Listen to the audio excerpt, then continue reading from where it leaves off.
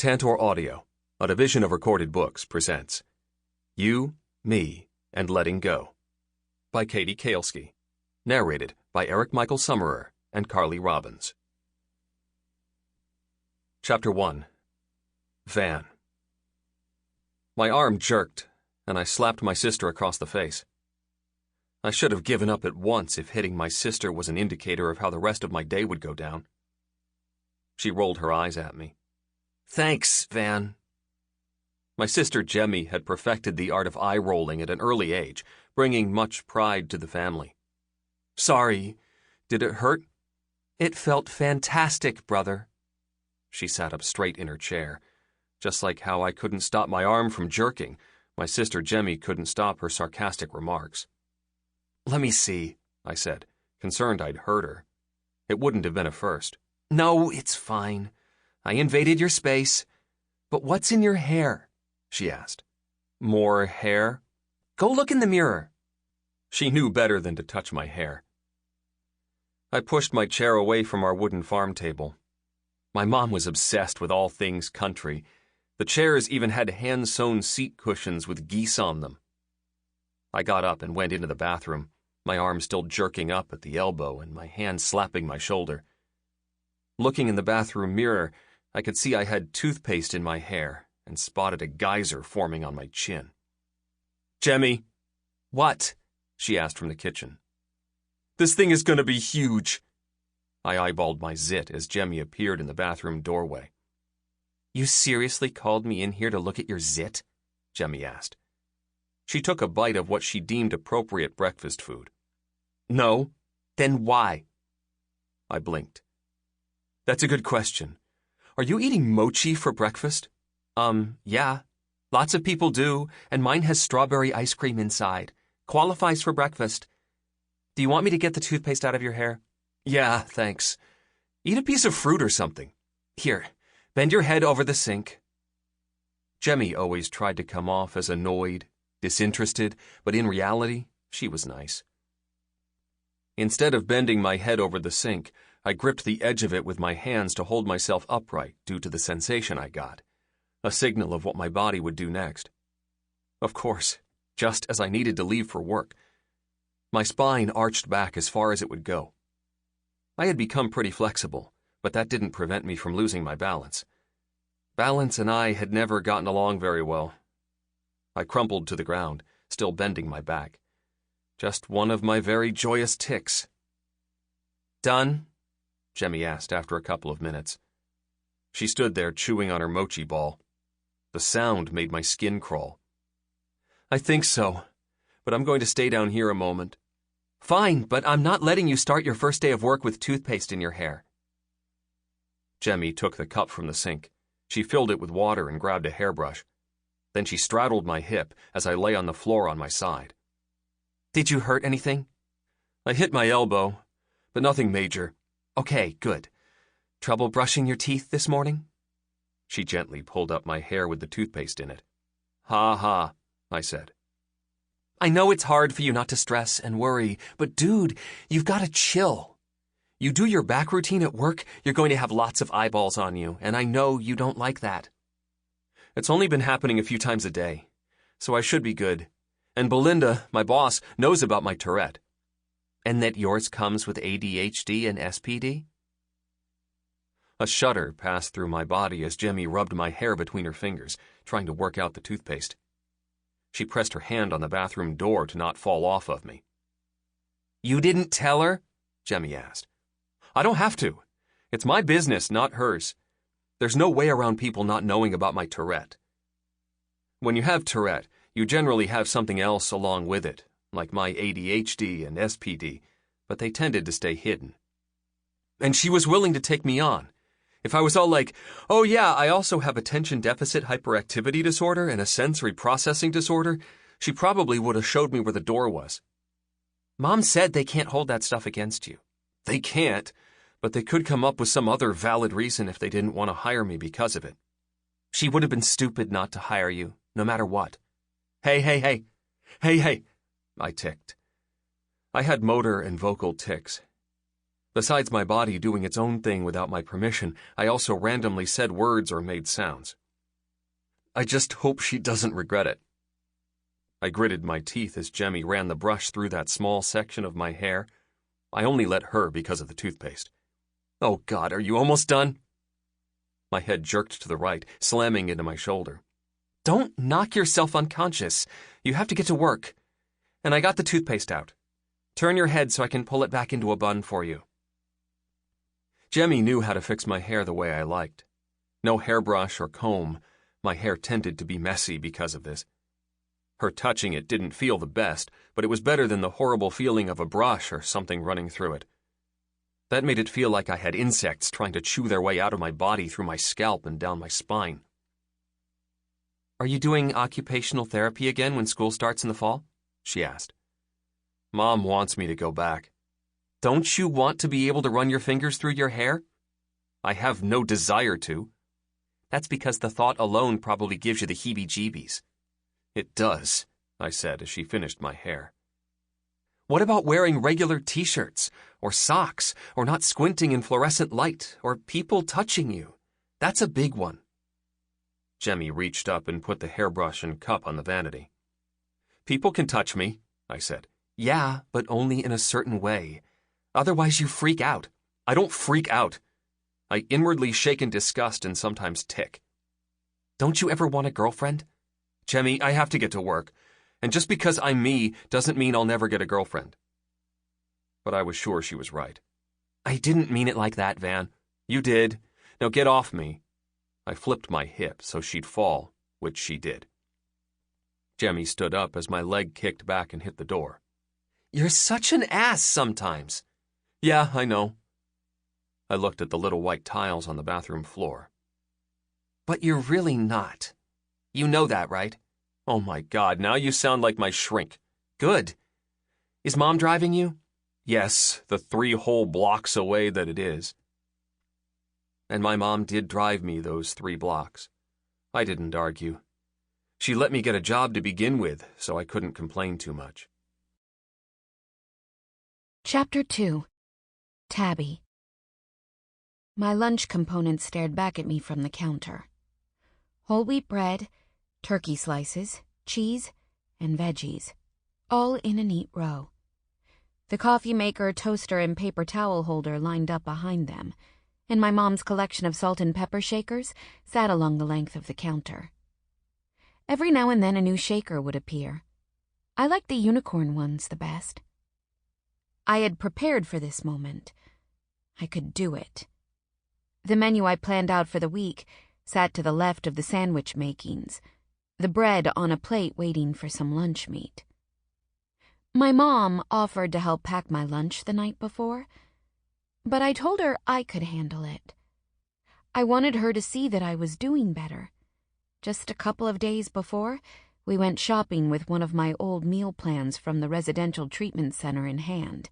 Standing in the produce section of the grocery store, she turned and said, "I'm so proud of you."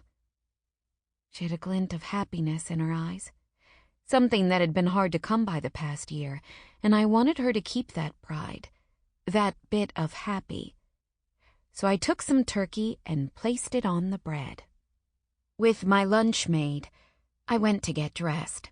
Making lunch was one of my main obstacles for the morning. The other one had occurred earlier, getting out of bed. My body knew it was summer vacation, so when my alarm went off, it refused to get up. On my mom's way out the door, she came and pulled my covers off because I tried so hard to cling to sleep. I glanced around as I entered my room. It wasn't large, but it was mine, and a favorite refuge. My bed, twin-sized with a brass headboard, the central focus. The flowered comforter and other blankets, pillows, and a stuffed animal or two, all made for a welcoming haven. My laptop sat on my desk, and the time on the screen showed me I had a few minutes to kill. Since I wanted to make a quick video before I got dressed, I grabbed my tablet and sat on the floor. I had made videos for a while, but within the past few weeks I'd started keeping a kind of video diary. One of the doctors on my recovery team suggested that I keep a journal, write down all my feelings regarding my anorexia, write something if I ever had an urge to cut, write about my experience with being bullied. I had so many things to write about. I feared I'd open a notebook, fall in, and never climb back out. Videos worked better for me. My thoughts also came out easier that way. I propped my tablet on top of a crate full of required reading from years before, along with books about editing, cinematography, and making online videos. "So, I start work this morning," I said once I hit record. It was actually my mom's idea. She enthusiastically encouraged me to apply. More like pushed, really. But I'm okay with it. It'll be good for me, at least, I hope. And I'll be able to save up for a nice camcorder to work on my portfolio. I stopped talking and scratched my chin, gathering my thoughts for what I'd say next. Moments like those were the ones I'd cut out. Editing was one of my favorite things about making videos, so even though it was only a diary entry video, I'd still edit it later. But being a day camp counselor is my first job ever. I've just finished my junior year in high school, but I didn't get a job during the school year because I was too busy with issues that landed me in Hope Springs for 8 weeks. Working with kids should be a welcome change, but it's still a bit nerve-wracking. It's not really the kids themselves, just everything else. I'm sure no one at work will bully me, but I'm still worried. I haven't been called lardass in months, but the pain from the nickname still resonates with me. And I don't know. Just saying lardass made my heart pound, and I took a moment for a deep inhale, followed by a slow exhale, before I continued. I think there's this lingering fear that it'll be some other name, some other comment or snide remark. But this summer is supposed to be about forgetting it all. Forget the past year. Forget all the bad memories. Become a new me. My eyes caught the time on my tablet. Oh man, I gotta go and get dressed. I'm pushing the boundaries of late here. Luckily, I got to the park in plenty of time, early enough to stop on the street corner and take it all in. The park was small and sat next to a brick bungalow. Whoever lived in that house must have loved kids and noise. A baseball field was in front of the playground, and behind that sat some picnic tables and a brick one-story field house with a couple of basketball courts to the left. Butterflies flitted around in my stomach as I approached the field house. For the next couple of months, 5 days a week, I'd be there, and I had yet to find out if anyone I'd be working with went to my school. The park held an orientation session, but the sessions were staggered, so I had only met a handful of my fellow counselors.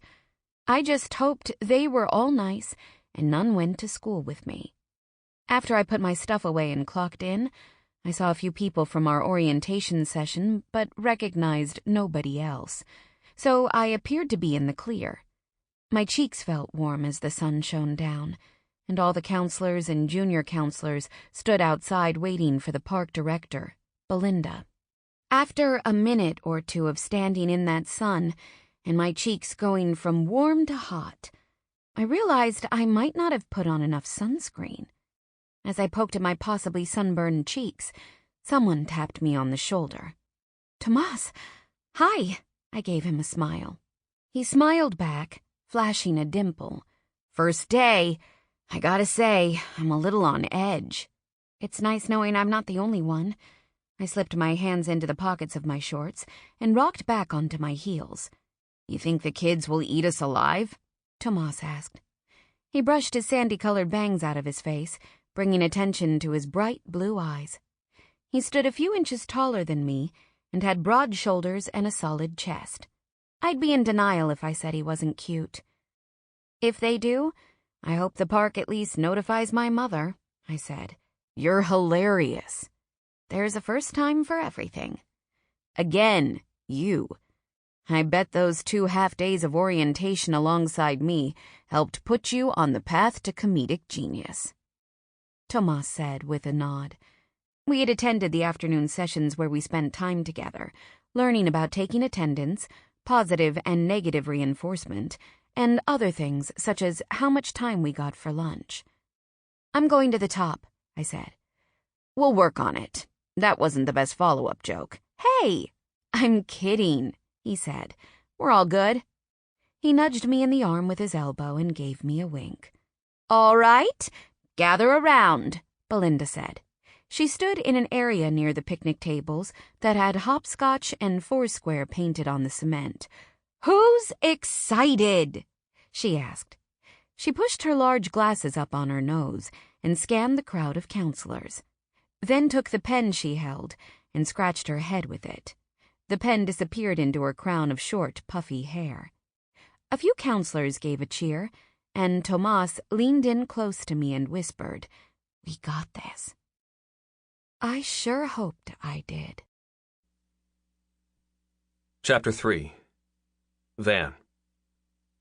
I wanted to keep a low profile, keep my mouth shut, don't tick too much, stay focused, even though keeping a low profile never made my list of easy things to do. I tended to draw attention, which of course I did that morning. We had a quick mini-meeting before the campers started to arrive, and already a lot of eyeballs rolled in my direction. But mine stayed on a girl I'd noticed with a blonde ponytail and blue fingernails. The truth in what Jemmy said earlier didn't sit well with me, but what could I do? I'd probably never have a girlfriend, but dreaming never hurt. I stood in the back, so I couldn't see the blonde ponytail girl's face, but I could sense she was cute.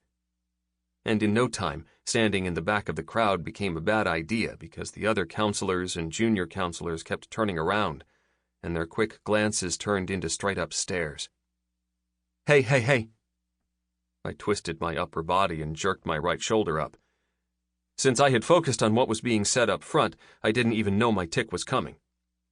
Well, I was always ticking, like blinking and grimacing and twitching my nose, but I wasn't usually aware when those happened. With my more complex tics, I got this feeling, like a warning. But then a good chunk of the time, like right then, I didn't catch it. "Yes?" Belinda said.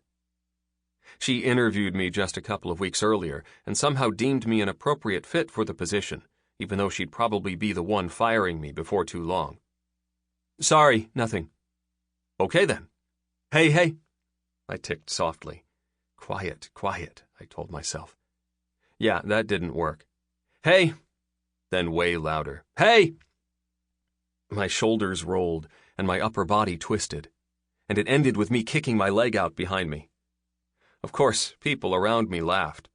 Many did when they caught me in action. Not the start that I hoped for. Not wanting to further interrupt the meeting, I darted to my left, shoving past a couple of people, almost tripping and ticking. "Hey!" the whole way. I was close to free when I heard, "Dude, she's calling you." Crap. I stopped and looked over my shoulder. "Van," Belinda said. "I was just going to step to the side so you can finish. Come up here, Van." Oh no. It was going to be a "this is our special friend" kind of introduction. "No, I'm all right here. Van, just come on." I dropped my head and walked over to Belinda, but at least blonde ponytail girl stood up front. Tabby. Good. My boss called out one of the other counselors for acting like an ass. Maybe he'd get fired in front of everyone and then be presented with an award for having the shortest length of employment with the Chicago Park District. But when the guy she called out came and stood next to her, I could tell he hadn't done it on purpose. He kept blinking his eyes and making these unusual faces. At first, it had looked like he was disgusted, and then overexcited. This would be a good time for everyone to introduce themselves, since I hope we will become one big happy family this summer. Van, would you like to start? Belinda asked. No. He looked down, shaking his head, his black hair pulled into a messy bun. Family, Van. One big happy family here at Arnold Park. He sighed and glanced up and looked like he was about to get sick. He squeaked out. Like she said, I'm Van Sato. He then kicked his leg behind him. Some birds chirped. A car drove by on the street, but besides that, silence. After an awkward few seconds, Belinda asked, Anything else? He shook his head. Is it okay if I say a few things? Belinda asked. He grimaced and twitched his nose. I don't want to make you feel uncomfortable. Too late for that. A few people laughed at his response. Just real quick, Van here is like everyone else. We're all the same here. Some of us have differences, but we're all still just people. Oh my goodness, third-party embarrassment threatened to take my life. So I wouldn't have blamed him if he died of humiliation right there. Is there anything you would like to add? Hey. That's all right, Belinda cooed like he was an upset camper. Hey, said one jerky counselor. I looked over my shoulder to see who it was, but amongst the small crowd of purple camp t-shirts, I couldn't pick out the perpetrator. One big, happy family, Belinda said through gritted teeth. She then jabbed her thumbs into the belt loops of the shorts she had pulled up right under her boobs. Van let out a sigh. Fine. I have Tourettes, so I make involuntary sounds and movements. Good, Van. Anything else about yourself you would like to add? Nope. Belinda clapped her hands together. Okay, who is next? I raised my hand halfway, torn as to whether I wanted to speak or not. But what better way was there to start as the new me than with an introduction? Belinda smiled and pointed at me, and I joined her up front, scanning the crowd for a moment before I spoke. Tomas gave me a thumbs up. All eyes were on me as I said, Hi, I'm Tabby. Right then I felt like I made it over some huge hurdle. No longer was I Tabitha Dubanowski. I had become Tabby, day camp counselor and filmmaker. Well, maybe a filmmaker. Videomaker sounded more appropriate. First, I had to get through the creative rut I had gotten myself into. When you leave the treatment facility, everyone thinks that you've recovered. You start eating again. You gain back your weight. And in my case, I also stopped self-harming. But the thing is, you still have to deal with all of it. Every day it's still all there under the surface. But maybe if I forgot everything that happened during the school year and started fresh, things would get a little easier. And perhaps if I succeeded with that, it'd help me escape my rut. I needed to create an awesome short film for my portfolio because all of my previous work was not up to par. So if I started from scratch, started with a new me, maybe my creativity would flow. Chapter 4. Tabby. Later, the new Tabby got to experience some vomit. Oh, so much vomit. I didn't realize it was humanly possible for so much to come out of one small child, and it wouldn't stop. It just kept pouring out. Hooah! Everybody in the whole park probably could have heard James barf because he made that hooah sound quite loudly. He had his hands on his knees, his head bent over them, and his eyes were wide like he couldn't believe what came out of him. Ew, said all the other kids. Most of them stood close and observed as James hurled in the middle of the basketball court. I didn't have all their names memorized yet, but James's name seared itself on my brain. Oh my gosh, that's what he ate for lunch, one of my campers named Darla said. Darla wore her curly hair in pigtails and had the cutest button nose. Her eyes were wide too, but hers contained excitement. I looked at the barf. Definitely James's lunch. I could distinctly see his cantaloupe. Okay, back, everyone, I said, rubbing James on the back. He was a skinny kid, and I could feel his knobby spine poke through his shirt. His dark brown hair blew around as the wind picked up, making me turn my head because the wind did nothing for the pungent smell. Gross. "Chloe," I called. She was one of the junior counselors, and I planned on having her take James to the bathroom to wash up. I'd take care of the barf. Chloe ran over, her black ponytail swinging behind her, wearing the camp shirt all employees had to wear every day to work. Campers only had to wear them on field trips and special event days, and a name tag on her chest. "Can you take care of James, please, and have Belinda contact his mom?" I tugged down the legs of my shorts. "Sure thing." She took James by the hand, ignoring the fact that he just wiped his vomit-covered mouth with his hand before she took it in hers.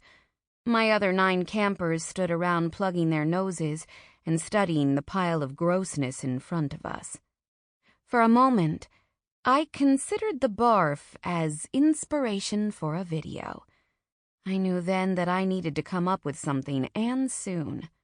"What Makes Kids Hurl," as the title of the piece for my portfolio, would more than likely result in instant rejection from the colleges I applied to. I still had several months before the application deadlines, but I needed to get a start on things. At the rate I went, I would have been lucky if I even had an idea by then. "Hey, you guys, follow me. I have to get something to clean this up. Hey, Letty," I yelled at another counselor. "Can you make sure nobody runs through that? We'll be right back." Letty and her squad ran over. "Oh, yuck. Does Belinda know?" She put her arms out to her sides to hold back her kids. Like my campers, hers took great interest in the scene. "Yeah, I sent Chloe and James to her. I'm taking my kids to get supplies, and we're going to have a lesson in containing vomit." My kids all followed me across the basketball court, also where we lined up into our squads, past the picnic tables, and into the field house. We walked over the mint green speckled linoleum found in old institutional buildings to the supply closet in the corner. I dug around inside and found that stuff you sprinkle on barf. "You guys are not allowed to touch this," I said. I held out the Barfo-Magic. Seriously, that's what the label said. My kids followed me back out like a confused gaggle of geese, with me shooing them into some sort of general formation, and made it back to the site of our situation. All around us, kids played, ran about, swung on the swings, and played games, and I sprinkled the powder on the barf as my campers watched in fascination. Kids find the oddest things interesting. I will say, the magical barf powder did nothing to help the smell. After a round of Simon Says, we revisited the pile of vomit. "Now, watch this," I said. I had a broom and a dustpan and swept it right up. "Wow!" and "Awesome!" was said all around. Barf, the official start of my summer. Chapter 5. Van. I made it through taking attendance, 10 campers total, 4 square, and lunch, and I still had them all accounted for as we began a game of red light, green light. But we didn't make it too far into the game before I heard, "What's wrong with you?" followed by, "Why do you do that?" They were just kids. They probably didn't know better yet. It was the adults who should have already known better who got to me. My campers stood in a random pattern in the grass behind me as I held tight to the clipboard in my hand. Belinda told us we were to keep it with us at all times. I lost everything, so keeping the clipboard in my possession was a big challenge for me, even though the task was quite simple. I decided to give my campers a quick rundown on Van Sato, since they had some questions for me. "Okay, gather around and take a seat." It took them a couple of minutes, but they all sat around me as I squatted down and sat back on my feet. I put my clipboard on the ground in front of me and kept my hand on it to keep myself balanced. The grass and I didn't get along. "Is it deadly?" Carlos asked, and I'm quite sure he also wiped a booger on his shorts. "Nope, not at all." "Are we all going to catch it and die?" Lucy asked. I'm pretty sure that's what she asked. Due to missing her top teeth, she was rocking a pretty good lisp. "No, it's not catching." "How did you get it?" Carlos asked. Little dude was full of questions. "I was born with it." "You were like that when you were a baby?" Russell asked as he shot me with his finger gun. No weapons, I said, pointing at him. Not really.